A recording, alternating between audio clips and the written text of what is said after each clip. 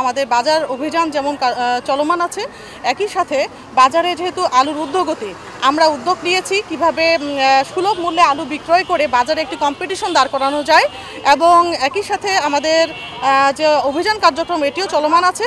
এখানে আমরা শুধুমাত্র সাধারণ ভোক্তাদের জন্য, ব্যবসায়ীদের জন্য না, সাধারণ ভোক্তা তারা সর্বোচ্চ 3 কেজি কিনতে পারবেন এবং সুলভ মূল্যে আমরা এটি 45 টাকা দরে সাধারণ ভোক্তাদের মাঝে বিক্রয়ের ব্যবস্থা করেছি।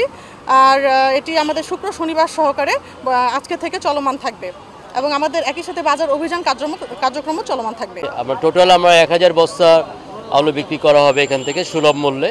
আপনারা জানেন যে আমাদের ব্যানারও আছে যে 45 টাকা কেজি হিসেবে, এবং সর্বোচ্চ একজন ব্যক্তি সর্বোচ্চ 3 কেজি আলু কিনতে পারবেন, এর চাইতে বেশি কিনতে পারবেন না, মানে একদিনে। আমরা আজকের জন্য আপাতত 20 বস্তা রেখেছি, কিন্তু আমাদের আরও বস্তা আছে। আমরা টোটাল 1000 বস্তা আপাতত রেখেছি যাতে মানুষ সুলভ মূল্যে নিতে পারে। দ্রব্যমূল্যের ঊর্ধ্বগতি কমানোর জন্য এটা আমাদের একটা প্রয়াস। রবিবার থেকে এই যে শুরু করলাম, আজকে আমরা বৃহস্পতিবার, শুক্র শনিবার বন্ধ থাকবে, তারপর আবার রবিবার থেকে এটা চালু হবে, কন্টিনিউ এটা নিয়মিতভাবে বিক্রি করা হবে।